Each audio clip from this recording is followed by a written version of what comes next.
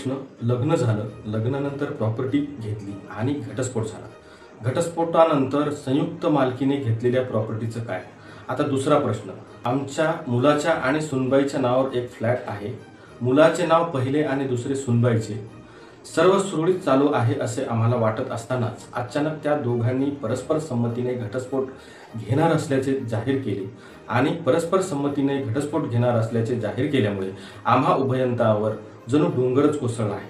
त्यातून आम्ही मार्ग काढायचा प्रयत्न करत आहोतच, पण जर घटस्फोट झालाच तर या फ्लॅटची मालकी त्याचे नाव पहिले असल्यामुळे मुलाकडे जाईल का कदाचित आमची बिल्डिंग रिडेव्हलपमेंटला देखील जाईल। त्यामुळे नेमकं काय करावं लागेल असा एक ग्रस्त पालक ज्यांनी विचारलेला प्रश्न होता। नमस्कार, मी ॲडव्होकेट माधव कायदा विजन मध्ये आपले मनपूर्वक स्वागत करतो। आता मला जे विचारलेले दोन प्रश्न तुम्ही ऐकले त्या प्रश्नाचा उत्तर देण्याचा प्रयत्न आजच्या या एपिसोड मध्ये करतोय। व्हिडिओ स्किप न करता बघा। संसार म्हणजे तडजोड हे मानणाऱ्या पिढीला हे उत्कर्ष वाटत असलं तरीही आता घटस्फोटाचे वास्तव मान्य करावे लागेल। यातून मानसिक त्रास खूप जास्त होतो। त्याच्यासाठी समुपदेशकाची किंवा तज्ञ व्यक्तीची मदत घेणे इष्टच। ह्या मोठ्या विषयावर लिहिण्यासाठी वेगळे असे सदर चालू करावे लागेल। पण असो, विकत घेणाराचे नाव करारात कितवे आहे हे महत्त्वाचं नाही।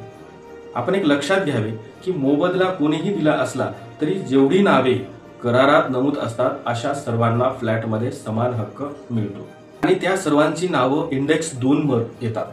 अपवाद म्हणजे जर कोणाला किती हक्क हे करारामध्ये स्पष्ट नमूद केले असतील तर त्यामुळे नाव पहिले असले म्हणून काही विशेष अधिकार नसतात। दुसरे नाव असलेली व्यक्ती मयत झाली किंवा त्या दोघांचा घटस्फोट झाला म्हणून अशा व्यक्तीचा हक्क आपोआप पहिले नाव असलेल्या व्यक्तीला मिळत नाही।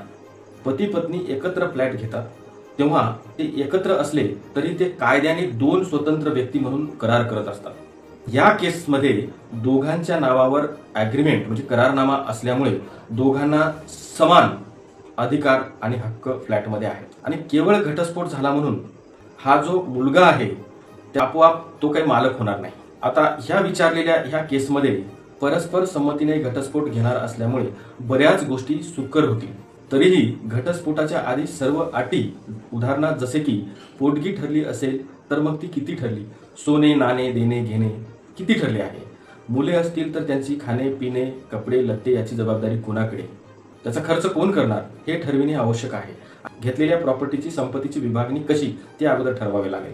कर्ज घेतले असेल तर त्याची फेड कशी करणार, दोघांपैकी कोण करणार, ह्या सर्व गोष्टी आधीच घटस्फोट होण्याच्या अगोदर ठरवाव्या लागतात आणि त्याचा उल्लेख घटस्फोटाच्या पिटिशन मध्ये येतो। ह्या केसमधला जो मुलगा आहे आणि सून आहे त्याच्यापैकी कोण हक्क सोडणार आणि हक्क सोडण्याच्या बदल्यात काही मोबदला घेणार का हे त्या दोघांनीच परस्पर विचाराने घटस्फोट व्हायच्या आधी ठरवावे लागेल।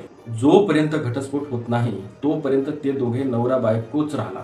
त्याच्यामुळे डिव्होर्स डिक्री हरकतनामा व्हायच्या आधी एकमेकांच्या लाभात बक्षीसपत्र लिहून दिल्यास ते कमी स्टॅम्पमध्ये होऊ शकते। घटस्फोट परस्पर संमतीने नसेल तर हिंदू विवाह कायद्याच्या कलम 27 अन्वये कौटुंबिक न्यायालयाला मिळकतीविषयी आदेश देण्याचे अधिकार आहेत। एकदा जर घटस्फोट झाला की दोघांनाही एकमेकांच्या मालमत्तेत हक्क अधिकार होणार नाही, पण जर अपत्य असेल, जरी नवरा बायकोचा घटस्फोट झाला असला तरीही त्या अपत्याचे त्या मुलाचे आईवडील मात्र तेच कायम राहतील। त्याच्यामुळे मुलाला त्याच्या आईवडिलांच्या मिळकतीमध्ये हक्क अधिकार राहतो। आपल्या विचारलेल्या प्रश्नाच्या केसमध्ये जर पुनर्विकासापूर्वी फ्लॅटचे काय करायचे यावर मुलगा आणि सुनेमध्ये एकमत झाले नाही तर पुनर्विकासामध्ये दोघांच्याही सहीची गरज पडेल आणि नवीन फ्लॅट दोघांनाही मिळेल। असो, या वर्षातला हा पहिला व्हिडिओ मालमत्तेच्या संदर्भातला आहे। तुमच्या सर्व चिंता जावोत अशी ईश्वरचरणी प्रार्थना करतो। धन्यवाद।